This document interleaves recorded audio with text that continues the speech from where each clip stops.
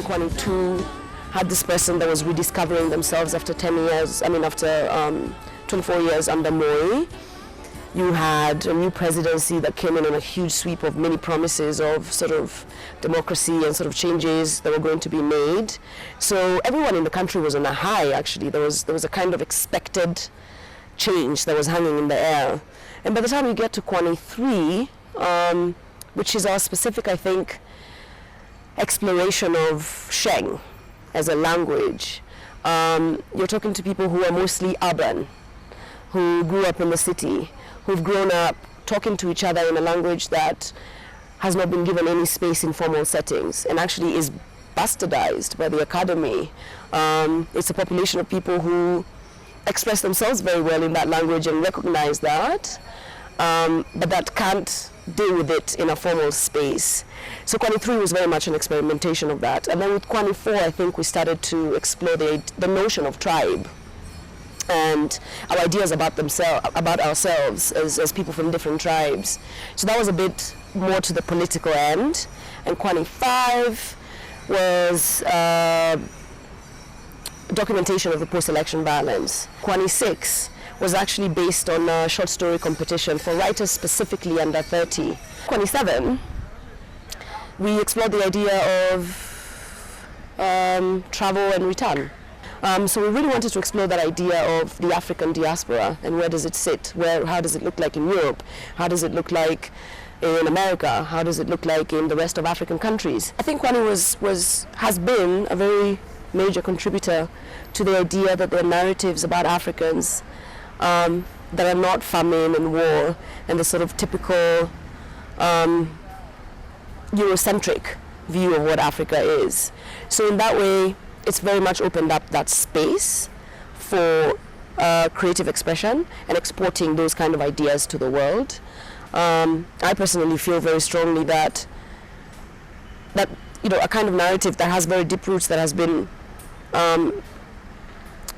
sort of preached about Africa, has been quite one-sided, right? So there's war and famine and there are all these things, but then there are also Africans living in cities, loving each other, going out to clubs, creating things, going to their normal jobs, 9 to 5. So I feel very strongly that Kwani has brought out those kind of aspects. But I think also the importance has been, in terms of telling stories to the world, the idea also of creating a writing community here that believes very strongly in writing their own stories and telling their own stories from their own perspectives. We had a really interesting project several years ago called 24 Nairobi that paired up 8 writers with 8 photographers.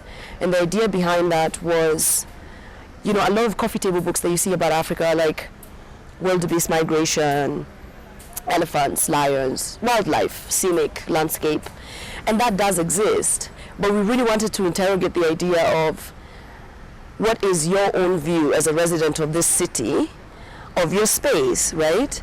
So we put 8 writers and 8 photographers together, and the photographs were amazing. And it's just the kind of perspective.